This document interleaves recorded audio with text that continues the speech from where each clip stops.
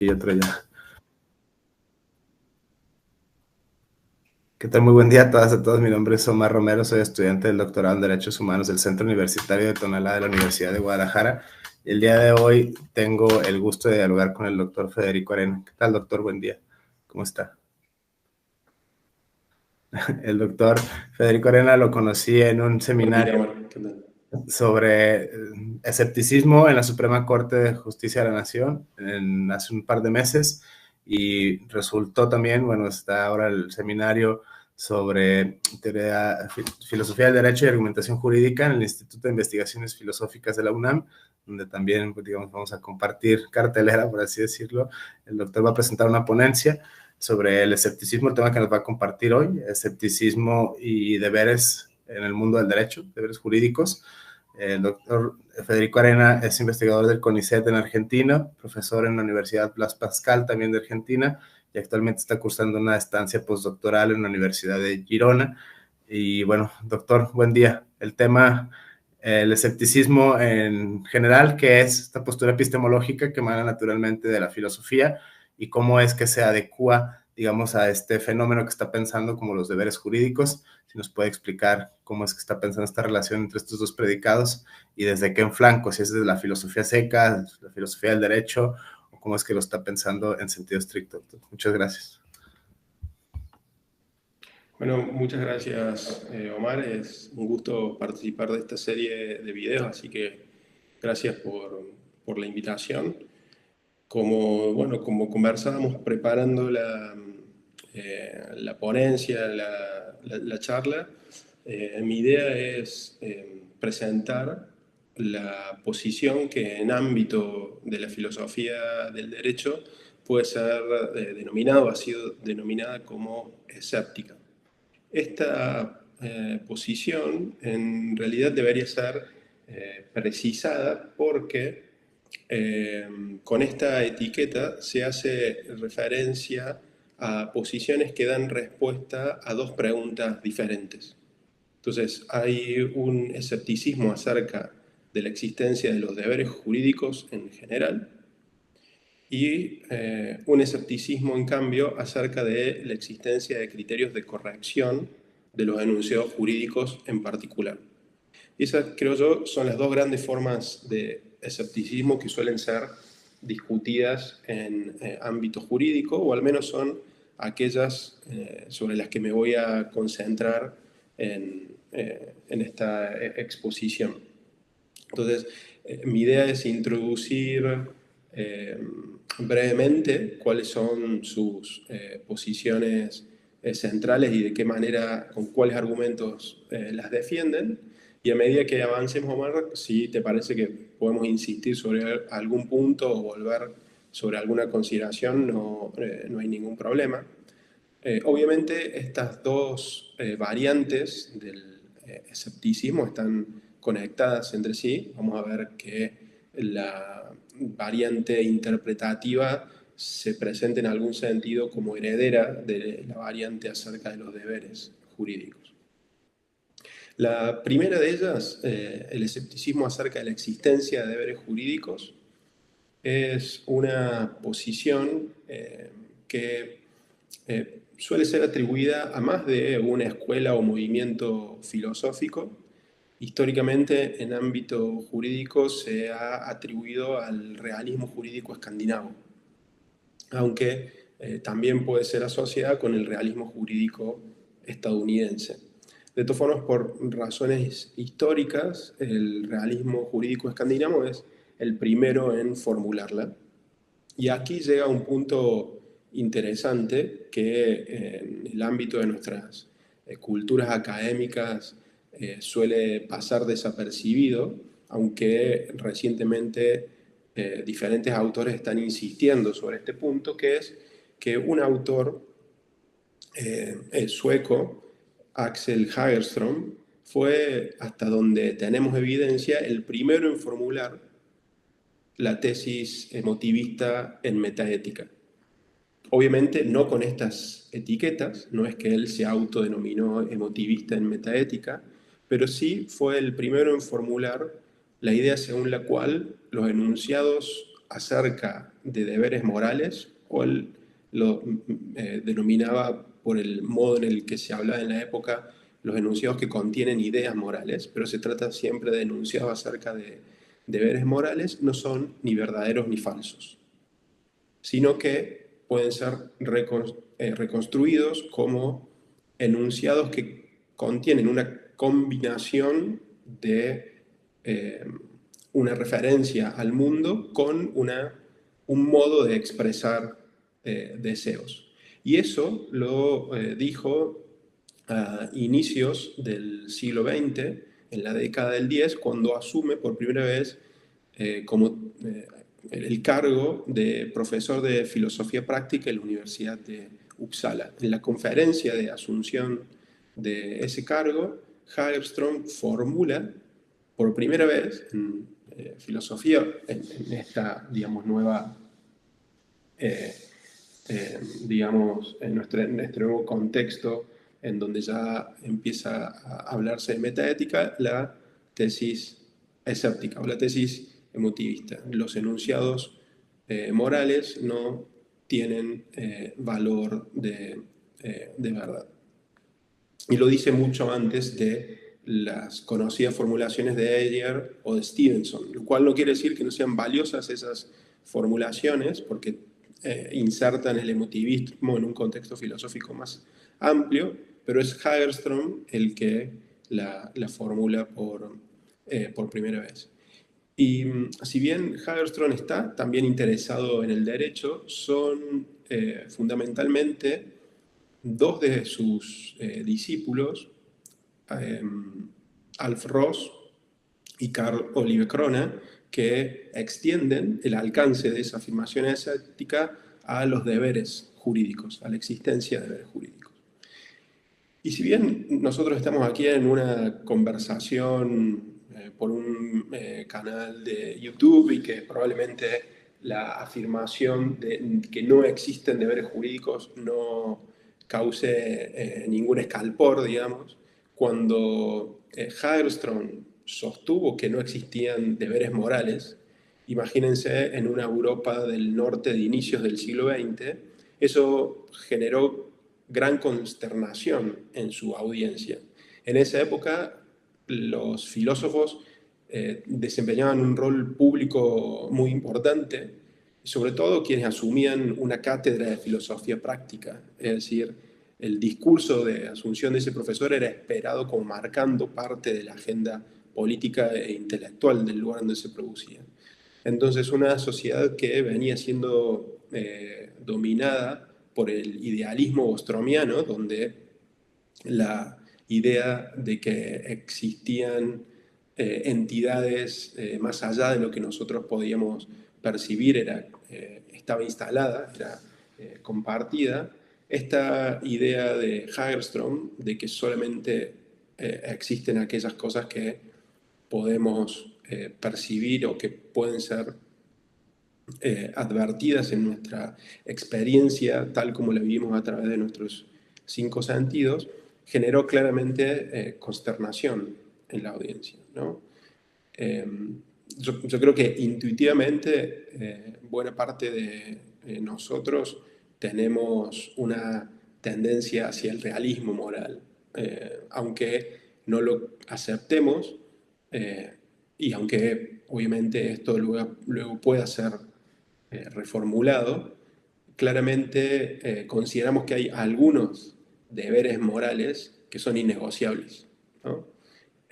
Aunque podamos ser relativistas o escépticos acerca de algunas acciones, probablemente en algún caso, en alguna pregunta, sostengamos que tal cosa es un deber moral y que ello es así independientemente de lo que pensemos, independientemente de la felicidad del mayor número, independientemente de nuestras actitudes o sentimientos. Entonces, si a mí me preguntan si las mujeres tienen derecho a disponer de su propio cuerpo, incluso cuando cursan un embarazo hasta cierta semana, yo diría que sí, que eso es así, que eso es innegociable independientemente de la religión de quien me escuche, de los sentimientos, de mis propios sentimientos, etc.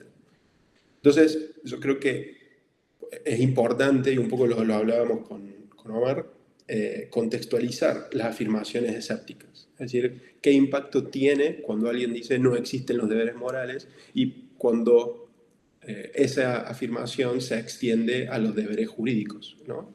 No existen deberes jurídicos. Que de vuelta uno puede tener una tendencia en derecho quizás más relativista, en el sentido que hay deberes que existen en algunos ordenamientos y deberes que existen en otros, y que no existen en el primero. Pero, de vuelta, si nos preguntan en un determinado ordenamiento jurídico, nosotros diríamos que hay deberes que existen y deberes que no existen. Quizás, si me preguntan en Argentina, ¿existe el deber de otorgar comprobante de una transacción comercial? Lo podríamos dudar, porque es bastante poco común que se haga. Pero si me preguntan si existe el deber de condenar a una persona que ha cometido voluntariamente que ha causado voluntariamente la muerte de otra, efectivamente ese deber existe. Entonces, tener en cuenta al menos estas intuiciones realistas o no escépticas, que pueden luego ser revisadas, puede ser que sean equivocadas, pero tenerlas en cuenta como punto de partida es importante para comprender el impacto de las tesis escépticas, ¿no? ¿Qué tipo de tesis es cuando alguien formula una afirmación escéptica? Es decir, no existen los deberes morales o no existen los deberes jurídicos.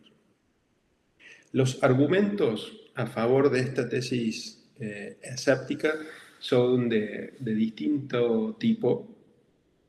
La estrategia de Hagerström en esa ponencia inaugural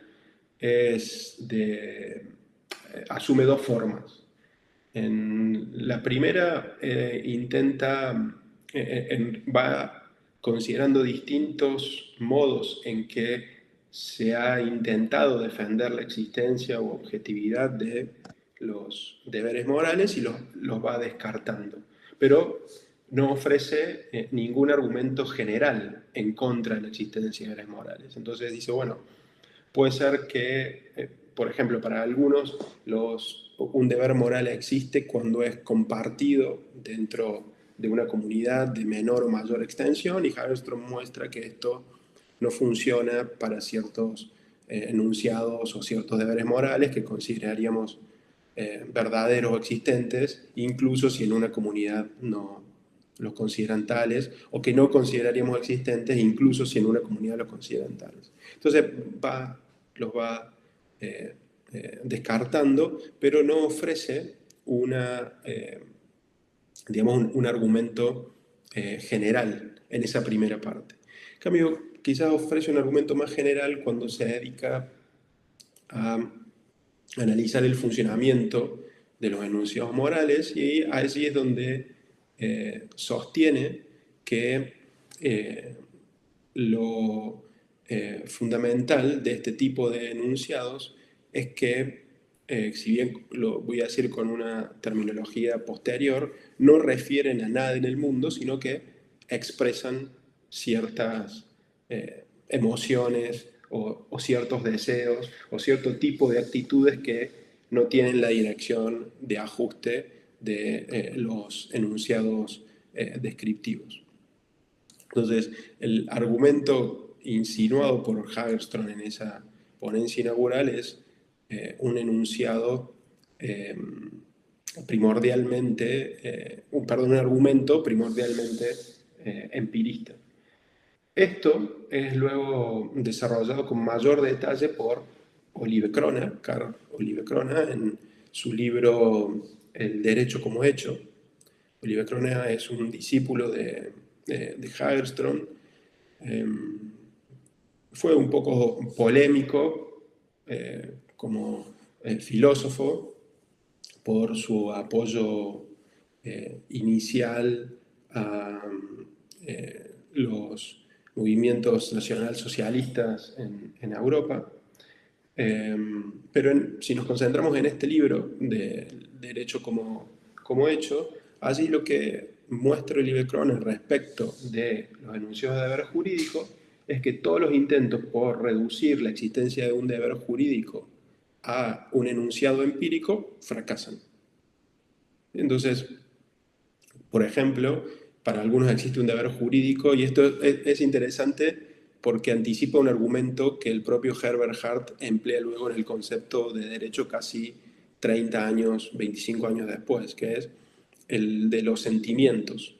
Entonces, existe un deber jurídico cuando tenemos un intento por reducir deberes jurídicos a hechos, sería afirmar que existe un deber jurídico cuando tenemos un sentimiento de compulsión impuesto por el ordenamiento hacia la realización de determinada acción.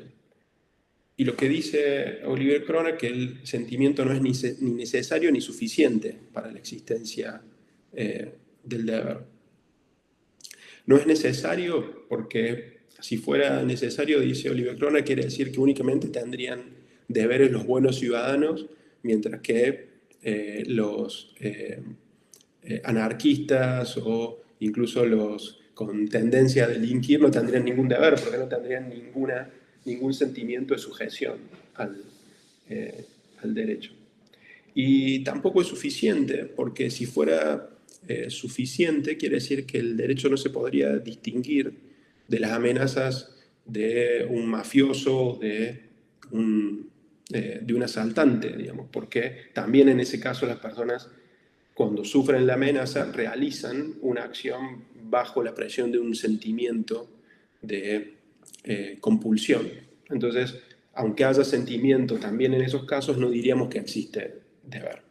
Entonces, por ejemplo, ese es uno de los argumentos que usa Oliver Kroner para ir desmantelando distintos intentos que ya se producían en los años 30 de otros autores por reducir los deberes jurídicos a hechos.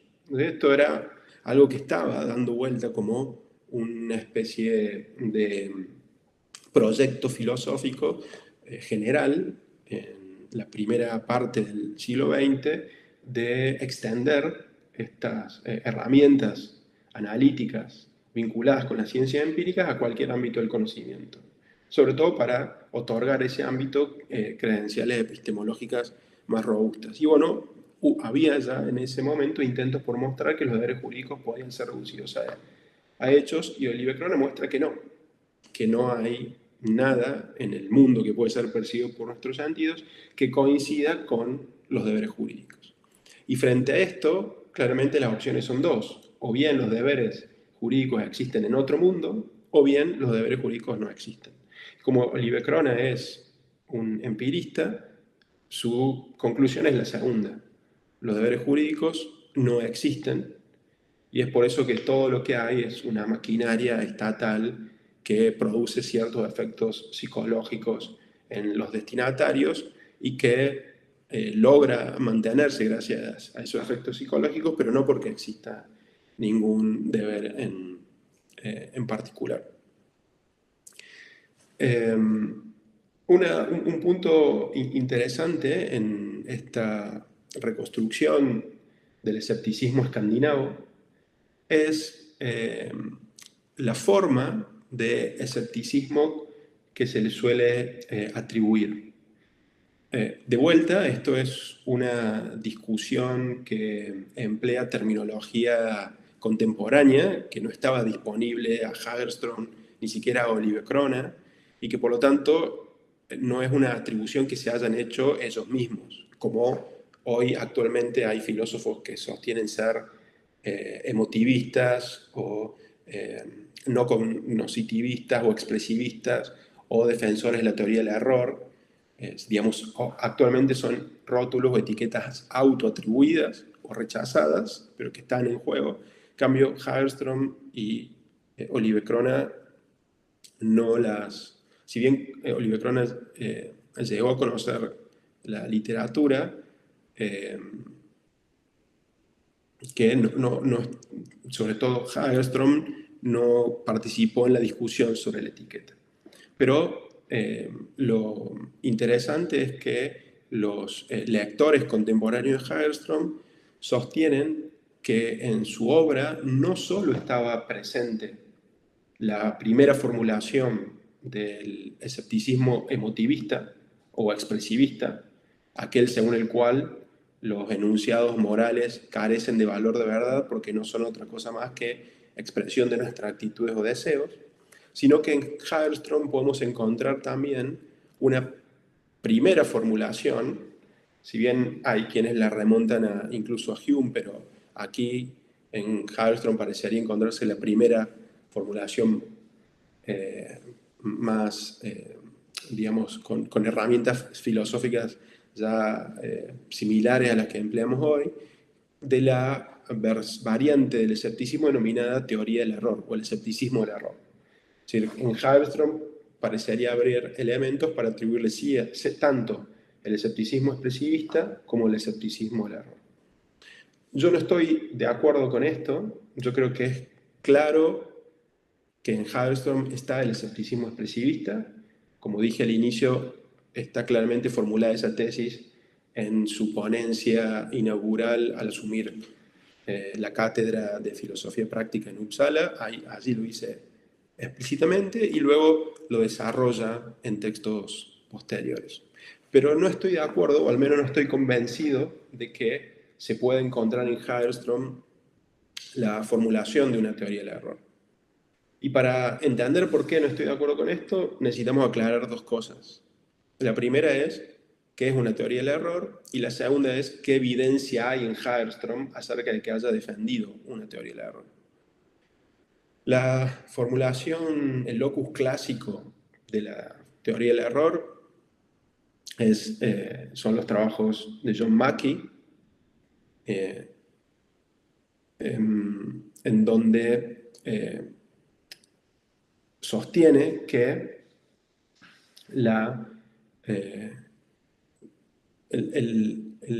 digamos, sostiene una posición escéptica, pero para decirlo brevemente, el problema con el escepticismo expresivista, el escepticismo que mencioné antes, según el cual los enunciados morales son expresión de nuestras actitudes o deseos en una formulación sintética, el problema con ese tipo de escepticismo es que no da cuenta del formato en el que formulamos los enunciados morales.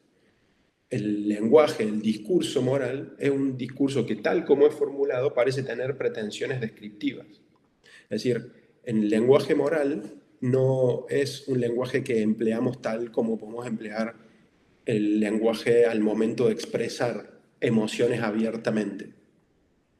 Cuando estamos, no sé, en un estadio de fútbol, cuando felicitamos a alguien por un logro, cuando expresamos la felicidad por algún evento positivo o sorpresivo, usamos el lenguaje de un modo bastante distinto a cuando hablamos de deberes morales. El lenguaje de los deberes morales parece muy parecido al lenguaje que empleamos para describir el mundo. Entonces, incluso hablamos de existencia de deberes, existe el deber de respetar a los padres, o es verdadero que no deberías mentir, empleamos ese tipo de expresiones. Entonces, Mackey ofrece una teoría para dar cuenta de esa formulación proposicional o descriptiva del lenguaje moral, pero sostiene que, dado que no existe aquello a lo que hace referencia ese lenguaje, todos los enunciados morales son sistemática e inevitablemente falsos. ¿Por qué sistemática e inevitablemente falso? Porque no solo no existen esas entidades, sino que es imposible que existan. Porque el tipo de características que deberían tener esas entidades que supuestamente harían verdaderos a los enunciados morales son imposibles de verificarse en el mundo tal como lo conocemos. Es imposible que existan aquellos hechos que harían verdaderas a las proposiciones o enunciados morales. Y por eso es una teoría del error, porque cuando nosotros hablamos, cuando discutimos, cuando proponemos enunciados morales, creemos describir, esa es nuestra intención, queremos describir un supuesto mundo moral, pero como ese mundo moral no existe, estamos en un error, que es que todos nuestros enunciados morales son inevitablemente y sistemáticamente falsos. Así es como, y ahí hay una diferencia, por eso para entender esta idea de sistemática e inevitablemente falso es, si yo digo el rey de Argentina es calvo, ese enunciado es claramente falso, porque no hay un rey en Argentina. La clase de reyes argentinos es una clase vacía, igual que la clase de hechos morales que harían a las proposiciones morales verdaderas o falsas. Pero mientras un rey en Argentina no es imposible que exista, podría cambiar en algún momento la organización política de Argentina y transformarse en una monarquía, o al menos no es algo que parezca muy probable, pero sí es algo posible. No es, en cambio, para nada posible que el mundo cambie en cierto modo como para que existan los hechos morales. Entonces, la pregunta es, ¿existe en Hagerström una formulación de una teoría del error? Hay algunos lectores de Hagerström que encuentran en textos que recogen sus clases en la cátedra de filosofía práctica de Uppsala, que sostienen que hay allí una formulación de una teoría del error. Ahora bien, tenemos allí una dificultad quienes no hablamos sueco, que es que esos textos no han sido nunca traducidos.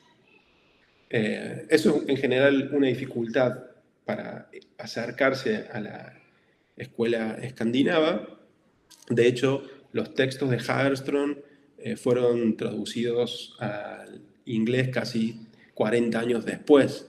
Yo les decía que la clase inaugural es de 1900, de la década del 10, pero su primera traducción al inglés es de 40 años después, y recién ahí se empiezan a conocer las posiciones originales de Hagerström, y quizás es por eso que solo de manera tardía se le atribuye la primera formulación del expresivismo, del escepticismo expresivista. Pero los autores que sostienen que ha defendido una teoría del error no solamente hacen referencia a esas clases, a esas, digamos, apuntes de clases o esos manuscritos sobre sus clases que no han sido todavía traducidas, sino a algunos textos en donde Hagerström se refiere a los enunciados morales y que sí han sido traducidos al inglés.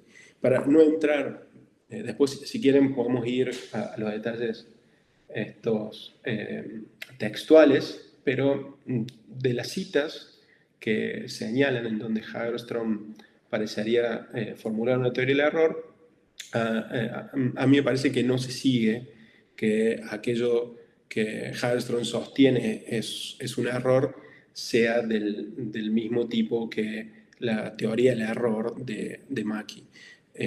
Hay autores como Olsen que distinguen distintas variantes de la teoría del error, y entonces quizás Hagerström podría haber defendido una de esas, pero claramente no defendió la variante de teoría del error de primer orden de Mackie, que es aquella según la cual los enunciados morales son inevitablemente falsos. ¿Sí? Quizás sí defendió Hagerström una variante de teoría del error del segundo orden, en el sentido que los usuarios del lenguaje moral creen que el lenguaje moral describe, pero están equivocados porque el lenguaje moral expresa emociones. ¿Sí? Y esa podría ser una teoría del error de segundo orden, pero para ser más precisos, yo reservaría teoría del error a una teoría del error de primer orden, es decir, aquella teoría según la cual todos los enunciados morales son inevitablemente falsos, si bien descriptivos.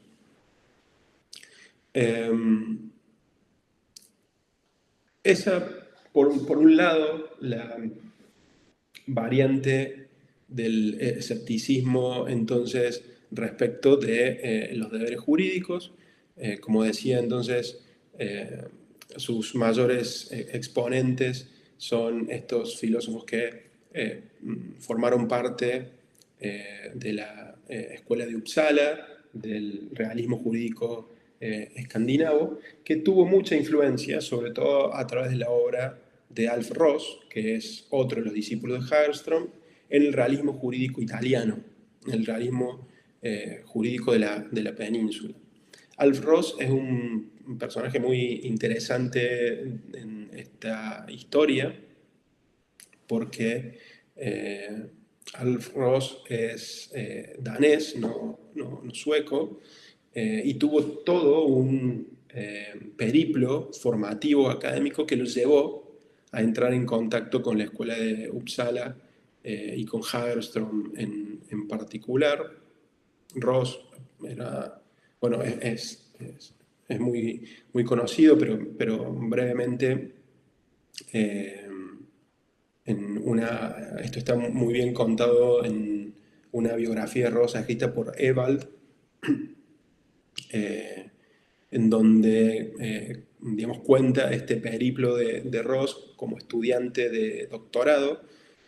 También hay que contextualizar el mundo académico. Ross, por lo general, digamos, obtener el doctorado era el escalón previo a conseguir un puesto de profesor en una universidad importante, ¿no? Ahora estamos acostumbrados a que el doctorado es el primer paso inevitable de una carrera académica, pero que no necesariamente abre las puertas a muchas cosas garantizadas, digamos, ¿no?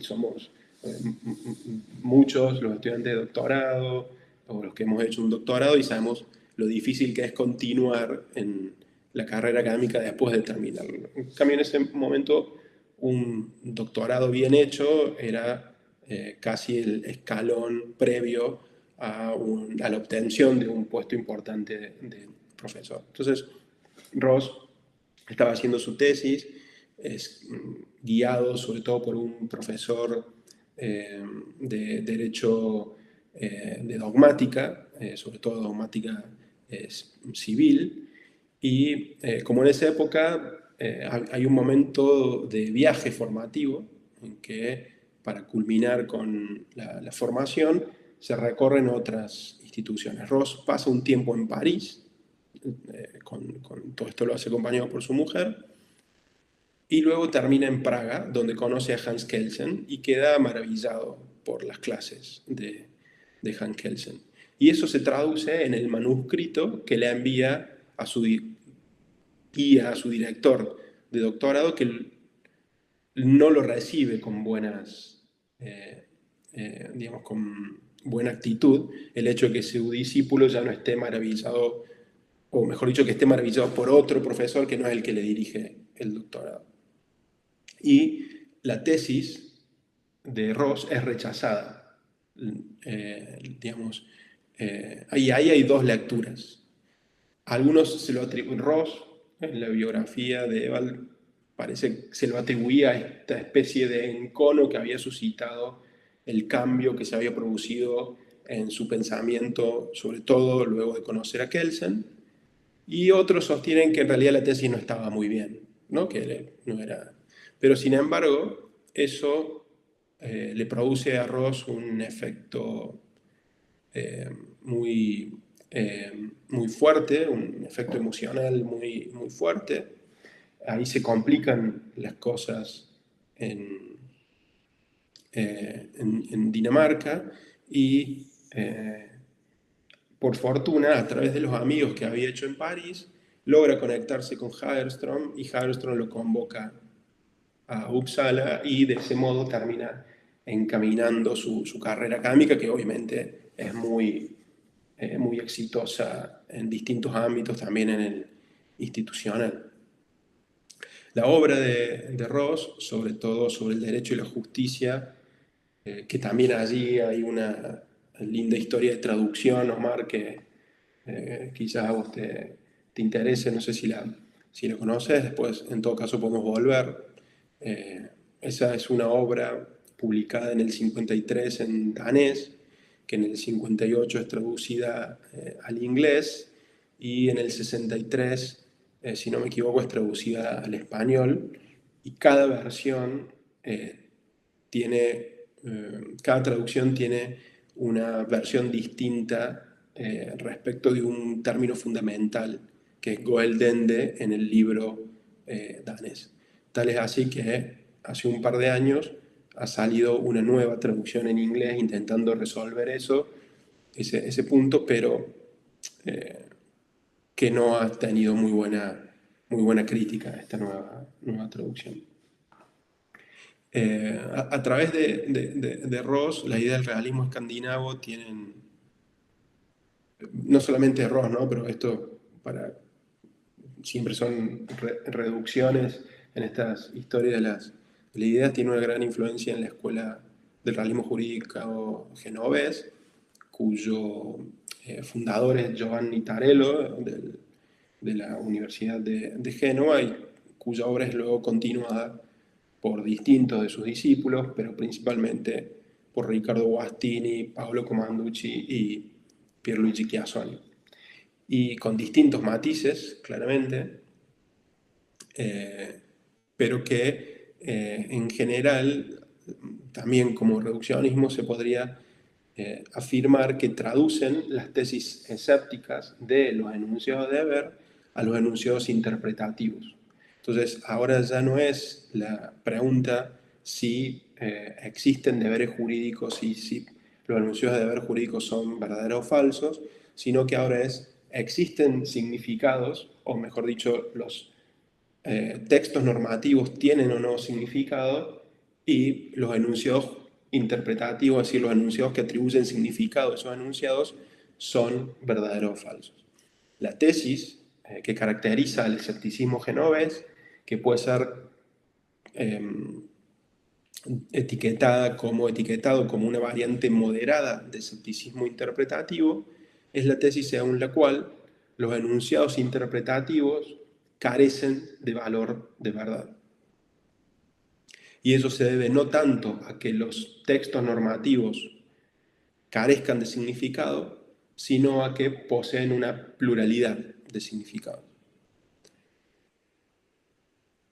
Para entender esta tesis del escepticismo genovés, vale la pena quizás poner un ejemplo que yo utilizo con frecuencia para caracterizar una posición sobre la interpretación, que es en Argentina el Código Penal agrava los delitos de hurto y robo.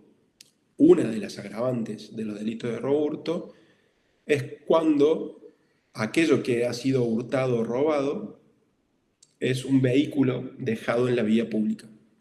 Entonces, el hurto, que es apropiarse indebidamente, total o parcialmente, de una cosa ajena, y el robo, que es esa misma acción, pero con violencia, ya sea en las personas o en las cosas, se agrava cuando aquello de lo que se apropia indebidamente el autor es un vehículo dejado en la vía pública. Entonces, hubo distintos casos en los que el objeto hurtado o robado era una bicicleta. En estos casos se trataba de robo, era una bicicleta. Entonces, la cuestión interpretativa era: ¿el término vehículo en la agravante del Código Penal incluye o no incluye las bicicletas? ¿Sí? Entonces, una postura no escéptica sostendría que saber eso depende del significado de las palabras. Las palabras tienen un significado, y para saber si apropiarse de una bicicleta implica caer en la agravante, obviamente dejar en la vía pública, tenemos que averiguar el significado de esos términos. Y allí hay distintas posiciones, pero la clásica es aquella según la cual ello depende sobre todo del significado literal. Esa es la más extendida. Algunos aceptan que a veces es necesario indagar en la intención del legislador, pero con esas dos cosas podríamos conocer el significado de los textos.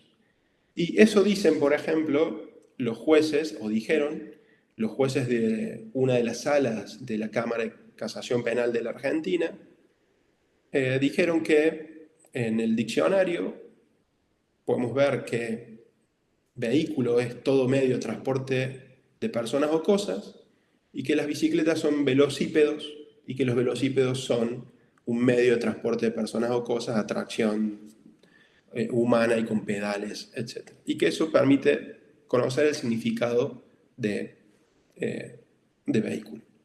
Además, en los trabajos preparatorios, en la exposición de motivos, el legislador que defendió la introducción de ese agravante dijo explícitamente que en democracia era necesario defender también el medio de transporte que los obreros usan para ir a trabajar y que muchos de ellos van en bicicleta y que por lo tanto, como estaba en la mente del legislador, también está en el significado del término vehículo.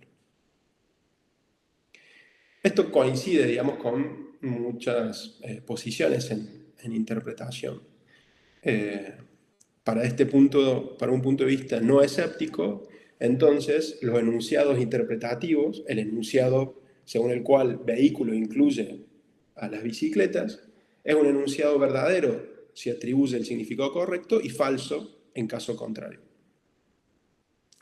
El escéptico niega que eso sea así, niega que el enunciado vehículo incluye las bicicletas tenga valor de verdad. Sostiene que, en cambio, el hecho de haber incluido las bicicletas en el significado de vehículo no es más que una decisión de los jueces. No tiene nada que ver con descubrir un significado, sino que es una decisión de quienes deciden, resuelven el caso. Entonces, ¿cuál es una primera objeción que se le suele hacer al escéptico? Pues mire, si usted sostiene que el término vehículo no tiene un significado, es víctima de la pendiente resbaladiza o de la serpiente que se muerde la propia cola, que es el problema típico de los escépticos, que es ni siquiera usted puede formular su propia tesis, porque si los términos no tienen un significado, tampoco lo tienen los términos que figuran en su propia tesis, que es los enunciados interpretativos carecen de valor de verdad. Entonces, si el fundamento de su tesis escéptica es que los términos no tienen un significado, ni siquiera puede usted formular su propia tesis escéptica. Ese es el intento de acorralamiento al escéptico interpretativo, porque estamos aquí hablando de tesis acerca del lenguaje. ¿Cuál es la respuesta del escéptico, al menos en esta variante moderada? Las respuestas, yo creo que actualmente, si bien esto ha ido desarrollándose y puede ser controvertido, probablemente si me escucha un defensor del escepticismo genovés esté en desacuerdo, pero yo creo que son dos las defensas principales. La primera es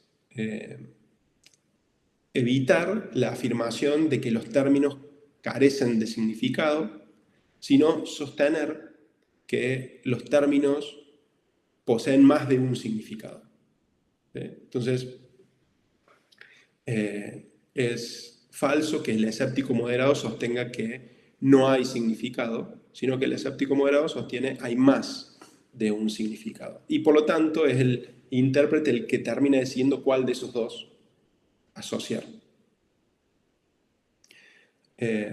Y frente a esa afirmación, y el segundo argumento es una distinción entre el modo en el que el significado queda determinado en la conversación ordinaria y el modo en el que el significado se juega, se batalla en ámbito jurídico. Entonces el escéptico dice, aunque en el lenguaje cotidiano, vamos a decir cotidiano en lugar de ordinario, que me parece mejor, sigo aquí la sugerencia de un gran amigo, aunque en el lenguaje cotidiano el significado esté determinado, eso no quiere decir que lo mismo suceda en el ámbito jurídico, donde el significado es botín de guerra, por decirlo así. Esos son los dos grandes argumentos. Entonces, frente al primero, frente a la pluralidad de significados, claro, la respuesta es del cognitivista, es decir, de quien niega, de quien no es escéptico, puede ser que en algunos casos los términos tengan más de un significado. Entonces sí, el término banco puede referirse a una institución financiera o a un objeto que usamos para sentarnos en la plaza, pero cuando usted lo pone en contexto, los términos tienen un significado, el contexto le permite saber si está hablando de una institución financiera o de dónde sentarse en la plaza.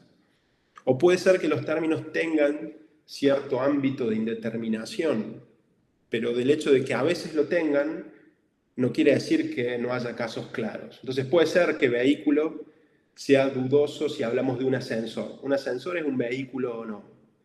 Pero un automóvil y una bicicleta son claros casos de vehículo, y un árbol es un caso claro de no vehículo.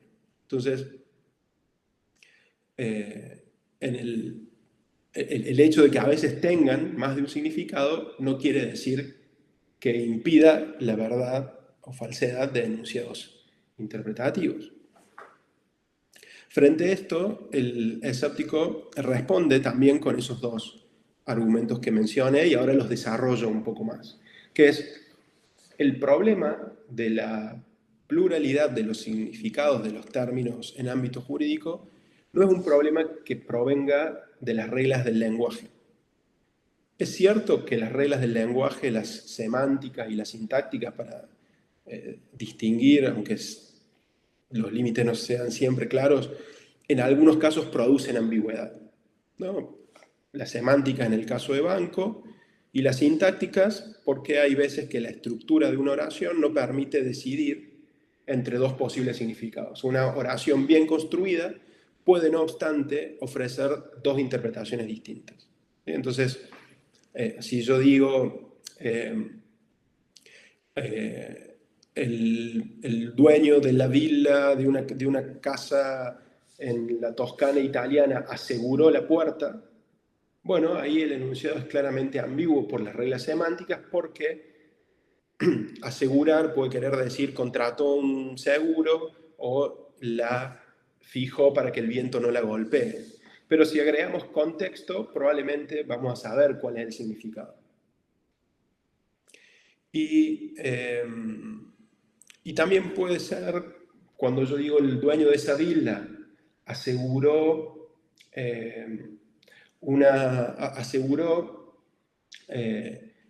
todas, el dueño de una villa prohibió el ingreso a las personas con botellas de agua y botellas de alcohol de más de 1 litro. Eso está bien construido en español. Pero el 1 litro es para las botellas de alcohol o también para las botellas de agua. Las reglas sintácticas no permiten resolver esa ambigüedad, probablemente tengamos que agregar contexto. Pero el problema, dice el escéptico, no proviene tanto de esta fuente lingüística, semántico-sintáctica de ambigüedad, sino que proviene de una fuente jurídica. Señalan 3, pero aquí me concentro en una, en la existencia de un gran abanico de métodos interpretativos. Entonces, las culturas jurídicas ponen a disposición de los intérpretes un gran número de procesos para atribuir significado a los textos, todos admitidos. E incluso a veces dentro de cada método encontramos familias de métodos que permiten atribuir a los textos significados muy diferentes. Al menos más de uno, no 100, 50, 10, al menos 2. Y eso, por ejemplo, sucedió en el caso del Código Penal argentino. Porque mientras una sala de la Cámara de Casación dijo vehículo incluye bicicletas, otra sala dijo no, mire, el significado literal no es el que está en el diccionario. El significado literal está fijado por los casos paradigmáticos. Y los casos paradigmáticos son sobre todo los que se le vienen a la cabeza a un hablante competente del español cuando escucha el término. Si usted le dice a un hablante del español vehículo, lo primero que se le viene a la cabeza es un automóvil, como mucho un camión. Nunca va a ser bicicleta lo primero que se le viene a la cabeza a un hablante. Y como el derecho penal tiene que limitarse a casos centrales para ofrecer una alerta suficiente a hablantes del lenguaje, bicicleta queda fuera del significado de vehículo.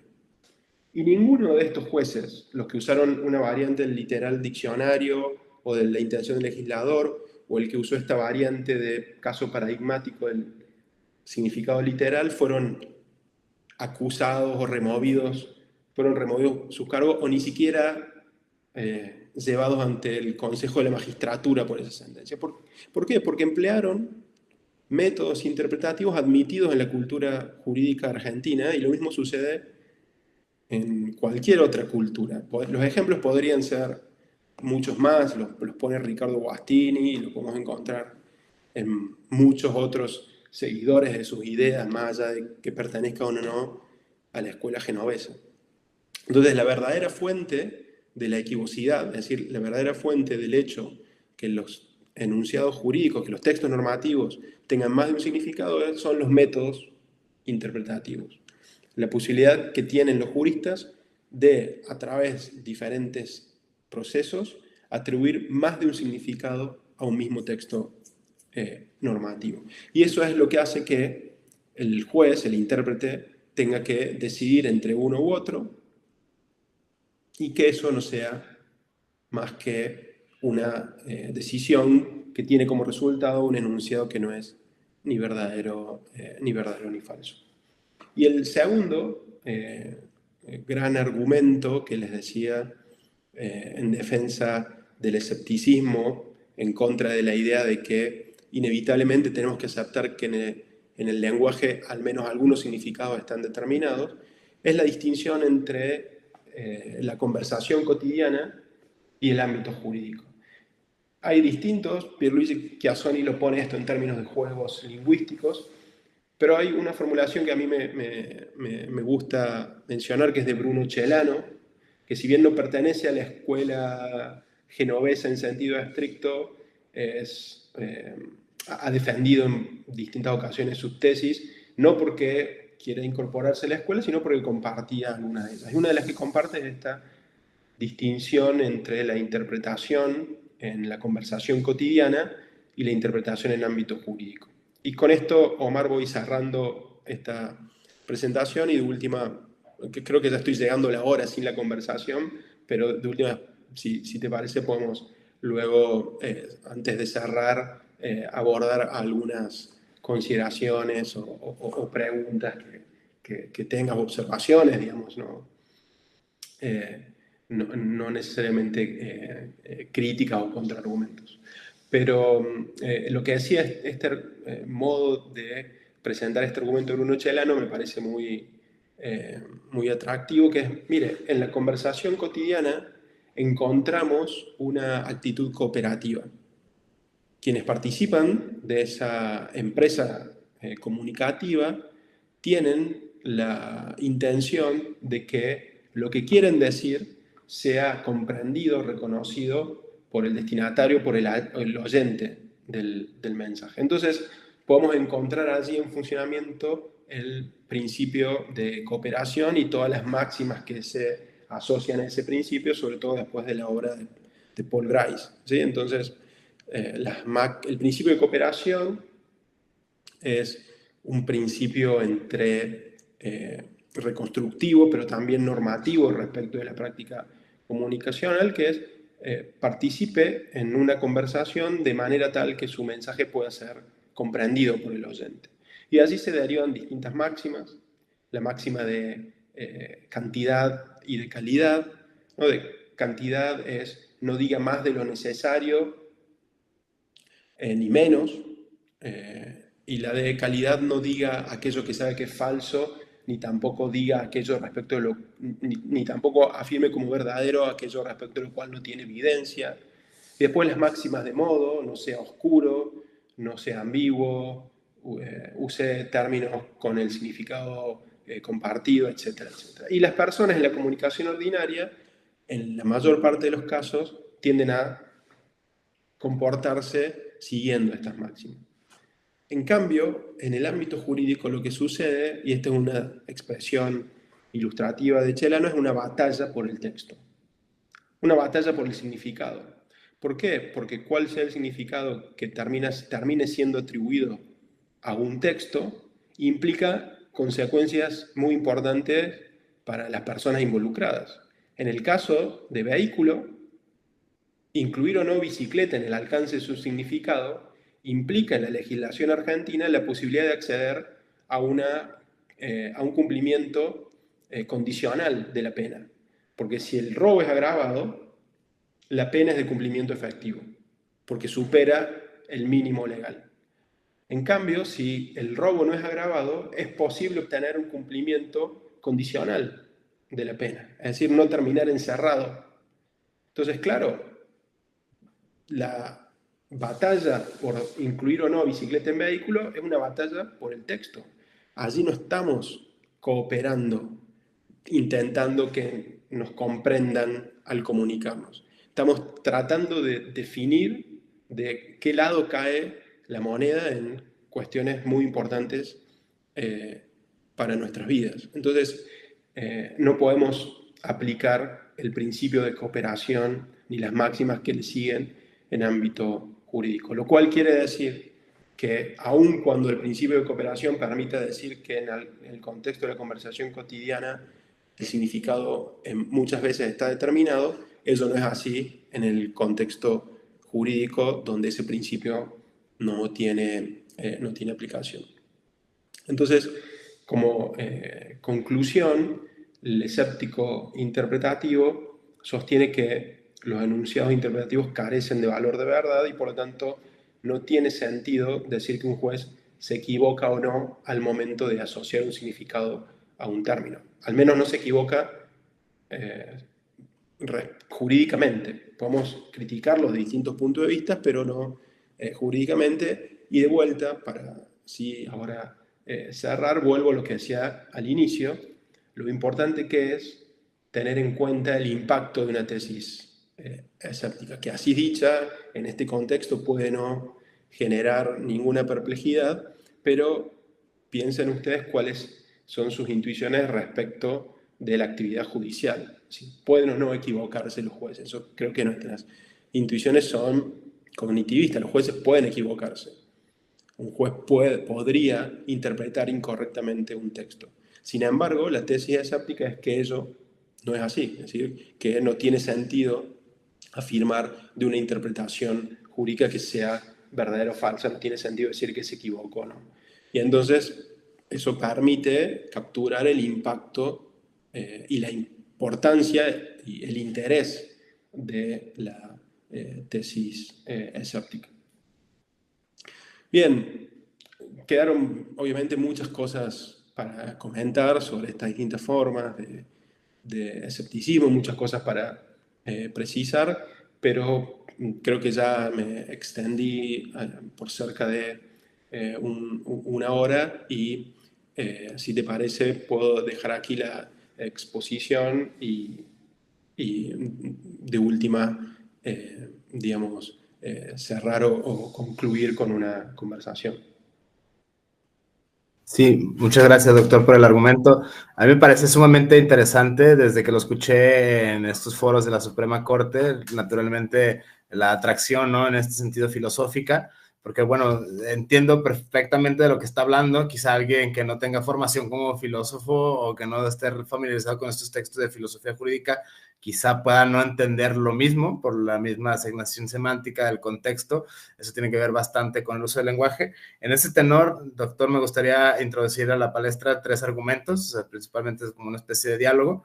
El primero tiene que ver con la asignación de múltiples significados. Pienso en el libro sexto de la Metafísica de Aristóteles, las categorías de ser, en el Perihermeneias en su totalidad y en el libro primero de los analíticos primeros, igualmente el mismo Stagirita, que es prácticamente el ser se dice de muchas maneras. Si de ahí empieza la relación entre lenguaje, lógica y realidad, que son los problemas epistemológicos que desencadenan este tipo de posturas, pienso, no sé, el realismo a secas, que viene, algunos dicen el realismo desde Aristóteles, el realismo ingenuo, el realismo jurídico, ¿no? O sea, como un predicado va adquiriendo múltiples predicados precisamente en esta misma lógica. O sea, esta es la riqueza que tiene pensar la filosofía del derecho o la argumentación jurídica en el ámbito del derecho desde mi punto de vista como filósofo y potencial jurista, ¿no? En este sentido creo que es muy interesante porque desemboca en las siguientes consideraciones, que sé yo, el realismo, el escepticismo y el relativismo. O sea, en ese sentido están implícitas en toda la disertación, sí, la gente precisamente del realismo escandinavo, del realismo jurídico escandinavo,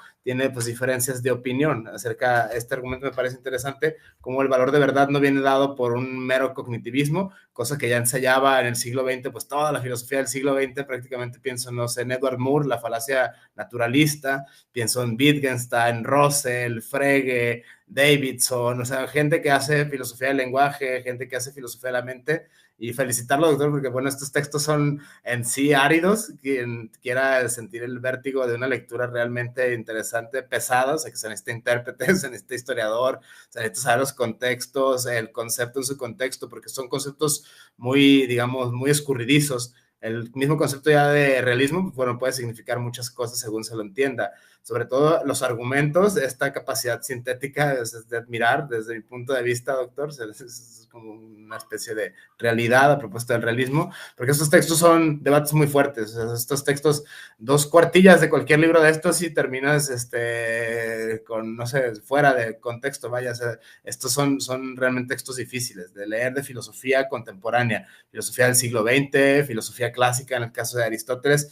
Pienso sobre todo esta asignación, esta diferencia de opinión que hay entre el realismo de Aristóteles y el realismo de Tarski, por ejemplo, que es una de las rupturas que tiene que ver con la verdad, la noción de verdad como semántica y la noción de verdad como correspondencia. Muchos, aquí es, digamos, separar el lenguaje de la ontología, separar el lenguaje de la metafísica, que ha sido el intento de la filosofía del siglo XX, la filosofía del lenguaje en su generalidad. Todos estos han quitado los referentes metafísicos de este tipo de discusiones precisamente para llevarlo al terreno práctico. Por eso citaba la falacia naturalista de George Edward Moore, por ejemplo, qué es lo bueno, qué es el bien. Si no sabemos ni qué es lo bueno ni qué es el bien, entonces hablar de ética carece completamente de significado. Es una reflexión estéril, tiene nada de significado, en ese sentido es inútil, es un completo galimatías hablar de sistemas estéticos y por extensión en analogía éticos. La axiología no existe en este mundo, me recuerda la premisa que sostenía, ¿no?, la propuesta de escepticismo radical, o no son cosas de este mundo porque no tienen un referente empírico concreto en este plano de correspondencia, o bien las asignaciones semánticas que se dan son defectuosas y dependen de mecanismos que no necesariamente son racionales. Pienso, estas premisas a mí me parecen interesantísimas, y cómo es que esta noción que viene evidentemente de la filosofía del lenguaje desencadena en, insisto otra vez, cuestiones epistemológicas y cuestiones ontológicas acerca de los límites y alcances de la semiótica. Si los signos no significan realmente entidades que pueden ser verificables en este plano, entonces muchas disciplinas de las ciencias prácticas y de las ciencias estéticas carecen totalmente de valor, o sea, no tienen ningún valor de verdad, y es completa locura hablar de esas cosas en un sentido estricto filosóficamente hablando, que esos son los textos que emanan de esta reflexión. Y finalmente, pero no menos importante, pensando en la transición que existe del escepticismo de la escuela del realismo jurídico con la escuela genovesa en términos de filosofía del derecho, específicamente hablando, el tema de la interpretación, este tema de la hermenéutica y filosófica que viene de la misma mano, ¿no? O sea, prácticamente es una reflexión que empieza en la asignación semántica de significados, significantes, signos, ahí depende del autor que se elija de la corriente. Entonces, incluso no voy a entrar así como que en detalles, es que soy estructuralista, o que soy postestructuralista, o que soy, no sé, filósofo analítico. No entraré, digamos, en esos terrenos más escabrosos de la filosofía del lenguaje. Sin embargo, me parece, la sintetizo, la noción de asignaciones semánticas, esta premisa que, bueno, viene desde Aristóteles, decir al ser de muchas formas. Esto conduce a problemas semánticos y a problemas ontológicos interesantes, cosas que no existen. Pienso en Frege, ¿no? Sentido y referencia. Yo puedo decir, qué sé yo, unicornio morado. Cada quien tiene su representación mental de un unicornio morado, pero eso que siga en la realidad es un abismo enorme. Lo mismo, yo puedo hacer control de convencionalidad, control de constitucionalidad, cualquier concepto famoso o no tan famoso del mundo del derecho puede no tener referentes empíricos en este plano de correspondencia. El problema, insisto, y bueno, que en ese punto coincido con usted, doctor, la forma en la cual juzgan los juzgadores, las personas juzgadoras, los operadores jurídicos, cómo se apropian de esta hermenéutica jurídica. Si bien lo mencionaba al final en el cierre, no son solamente asignaciones cognitivistas, es decir, verdadero o falso, de hacer bien o hacer mal, o una interpretación o una decisión en virtud de una interpretación, porque, bueno, remito a Nietzsche, ¿no? La voluntad de poder, no hay hechos, solo interpretaciones de los hechos, no hay hechos jurídicos. En este caso vamos a parafrasear un poquito a Nietzsche, no, la asignación moral, no hay hechos jurídicos, sino interpretación jurídica de los hechos. En ese sentido es interesante esta reflexión. y la ligo precisamente porque, bueno, puede haber otras maneras de resolver. He estado indagando en una línea de investigación, antropología de los operadores jurídicos, que tiene que ver con, es algo que ya se ha ensayado, por ejemplo, Sostein y otros autores, o sea, cómo toman decisiones los jueces. O sea, prácticamente, sobre todo en temas polémicos, ¿no? Tiene que ver, naturalmente, lo pienso, desde la brecha generacional que existe, suelen ser personas con cierta edad y no otra, cierta escala de valores y no otro, cierta pertenencia a corrientes políticas y no a otras, en los mejores casos, cierta pertenencia a grupos filosóficos y no a otras. En ese sentido, pareciera que las decisiones judiciales, tanto del ámbito del cognitivismo como del ámbito antropológico, dependen, ahora sí del colosal depende del mundo del derecho. O sea, en ese sentido es interesantísimo. Pero bueno, cierro con estas tres, doctor, para escuchar su feedback, porque es como lo dijo de otras maneras, desde otras corrientes.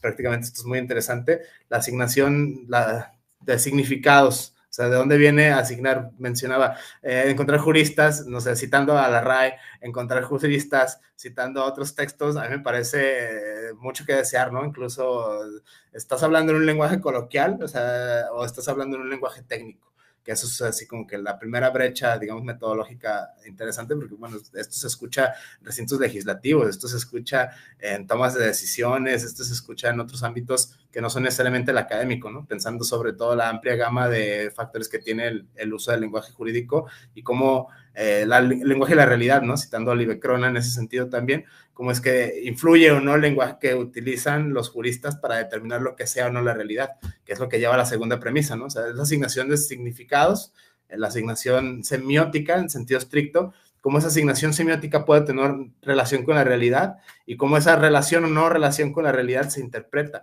O sea, que es prácticamente desde la filosofía del lenguaje a, digamos, la filosofía en sentido estricto del derecho, o sea, cómo se interpretan las distintas corrientes y cuál es la relación que guardan entre estas. No sé si nos puede acompañar con esa disertación, doctor, porque, bueno, creo que le dio el clavo con los puntos de vista de estas escuelas contemporáneas de filosofía del derecho. Desde este punto de vista, insisto, repito, la asignación semántica, la asignación semiótica y la relación que esto tiene con la realidad que desemboca en última instancia en hermenéutica jurídica. Doctor, desde su punto de vista, esta premisa, espero tampoco haberme extendido, cuando la pregunta se vuelve conferencia, ¿no? Esto pasa mucho, sobre todo en filosofía, pero bueno, lo pongo sobre la mesa, doctor. Gracias. Bueno, gracias Omar por los comentarios. Hay un montón de cosas allí. Quizás me voy a detener en una mínima para comenzar, pero que vale la pena aclarar, que es el término realismo, porque quizás di por sentado que se comprendía, pero como he hablado de realismo jurídico escandinavo y realismo jurídico genovés por un lado, y luego he opuesto el escepticismo al realismo en otro contexto, quizás eso puede generar confusión. Cuando hablo de realismo jurídico, me estoy refiriendo a aquellas posiciones que en algún sentido intentan que la mirada de la filosofía se concentre más en cómo realmente funciona el ordenamiento jurídico, digamos, en un sentido quizás más cotidiano de realidad, aunque todavía se puedan encontrar algunas precisiones ulteriores. Pero ahí realismo jurídico hace referencia a una variante escéptica en teoría del derecho. En cambio, cuando hablamos de realismo moral o de realismo acerca de los deberes jurídicos, hay realismo, quiere decir una cosa muy diferente, y por lo general uno podría caracterizar así al realismo como aquel tipo de posición que concibe un determinado discurso, ya sea el discurso científico, el moral, el jurídico, como teniendo pretensiones descriptivas, como intentando hacer referencia a algo. Y además se le suelen agregar una tesis ontológica y una epistémica. La ontológica es que aquellas entidades a las que hace referencia ese discurso existen y que las podemos conocer. Esa es la tesis epistémica. Entonces, allí realismo moral, el realismo acerca de deberes jurídicos, hace referencia a esta posición filosófica más robusta. ¿Sí? El discurso tiene pretensiones descriptivas, las entidades existen y las podemos conocer. Eso por un lado. Después, una breve cosa sobre las relaciones entre filosofía del lenguaje y filosofía del derecho. Obviamente las relaciones han sido muy estrechas. Basta suena, digamos, poco apropiado para hablar de la obra de Kelsen, porque es muy extensa, pero basta conocer la obra de Kelsen, que va desde inicio del siglo XX hasta la década del 70 de ese siglo, para observar todas las variantes que ha tenido o las modificaciones que ha sufrido la posición kelseniana, en buena parte influida por los desarrollos en filosofía, los distintos desarrollos en filosofía del lenguaje. O puede mirarse también el vínculo entre la denominada filosofía del lenguaje ordinario de Oxford y los trabajos de Herbert Hart, ¿no? Allí hay un diálogo constante, sobre todo entre John Langshaw Austin y Herbert Hart, no solamente en los ejemplos, sino también en los argumentos y en las ideas.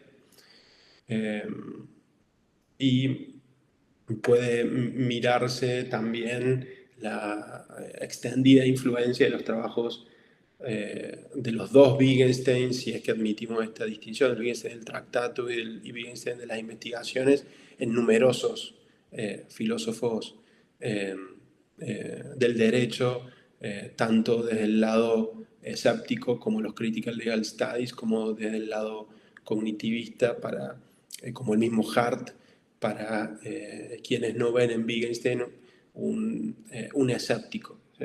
Entonces, claro, esa sería una larga historia de contar esas relaciones, pero quizás lo que vale la pena señalar es que quizás un aporte interesante del escepticismo genovés es una cierta escisión de las preocupaciones jurídicas de las preocupaciones de filosofía del lenguaje.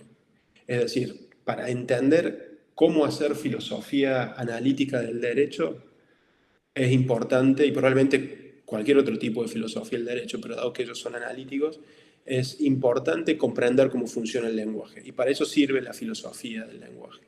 Pero esas contribuciones no llegan hasta el punto de permitirnos comprender el lenguaje jurídico en su totalidad. ¿Por qué? Porque las equivocidades o los problemas de indeterminación del lenguaje jurídico no provienen de cómo funciona el lenguaje, sino de características propias de la cultura jurídica. Entonces, un punto interesante y que está obviamente en discusión, si es que eso es posible o no, pero un punto interesante de la evolución que han tenido las tesis del escepticismo genovés, esta escisión de los problemas de lenguaje de los problemas jurídicos, al menos respecto de la interpretación. La cuestión sobre la verdad o falsedad de los enunciados interpretativos es una cuestión que no podemos decidir o que no nos alcanza con conocer filosofía y lenguaje, sino tenemos que ver cómo funcionan en la cultura jurídica.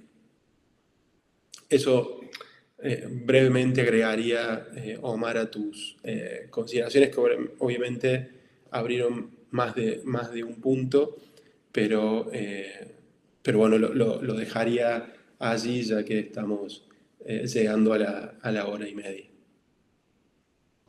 Muchas gracias, doctor, por estas intuiciones, por este argumento, que, bueno, en sentido estricto será una especie de preámbulo para su participación en el seminario de la UNAM, en el Instituto de Investigaciones Jurídicas, en el Instituto de Investigaciones Filosóficas, este seminario que organiza el doctor Juan Antonio Cruz Parcero, Ismael Martínez, Paul Luque, Piero Mattei. En este aspecto es interesante, ¿no?, cómo esta serie de intuiciones se están debatiendo de una manera u otra en el ámbito nacional, en el ámbito internacional incluso, como es que tienen resonancias estas mezclas de corrientes filosóficas con tendencias jurídicas contemporáneas. Es muy interesante partir de los supuestos no solo académicos, sino extrajurídicos también, incluso, sobre todo pensando en la abigarrada complejidad de los fenómenos que pretende regular el derecho o regula presumiblemente el derecho en el siglo XXI, que ese es el debate. Precisamente por eso es que se echa mano de estas categorías de análisis, que en este sentido, en este caso concreto específicamente, se habla de la filosofía del derecho, ¿no? Con esta relación filosofía del lenguaje. Creo que esta reflexión es muy importante. De entrada, pues, bueno, agradecerle esta disertación disertación también que de una manera u otra presentó en la Suprema Corte al respecto de este tipo de fenómenos, como es que no es galimatías frente a lo que muchas personas tienden, sobre todo en el ámbito jurídico, ya van a hablar de filosofía, ya van a hablar de sus hermenéuticas, ya van a empezar estos bichos raros, prácticamente es tratar de discernir este tipo de significados, este tipo de acepciones que, como lo mencionó durante la ponencia, este desarrollo del argumento que nos presentó en sentido estricto acá en el espacio, tiene que ver con eso, precisamente esta relación lenguaje, realidad y derecho, esta indisoluble triada que repercute en las decisiones judiciales y en las decisiones morales. De mi parte, doctor, en ese tenor no me queda más que agradecerle pues el espacio, el tiempo, vaya, en ese sentido, y bueno, esperamos con gusto su ponencia en este seminario que acaba de ser el comercial, por así decirlo, de filosofía del derecho y argumentación jurídica, que será celebrado pues, en las salas Salmerón del Instituto de Investigaciones Filosóficas. Desde ahí transmiten esto, pero bueno, es en línea.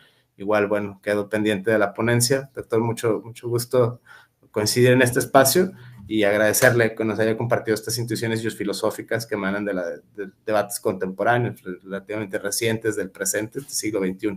Muchas gracias, doctor, Bueno, por su apoyo. fue un gusto y muchas gracias a vos, Omar, por la participación, por la invitación. Vale, gracias, doctor, que esté bien. Saludos. Hasta la próxima.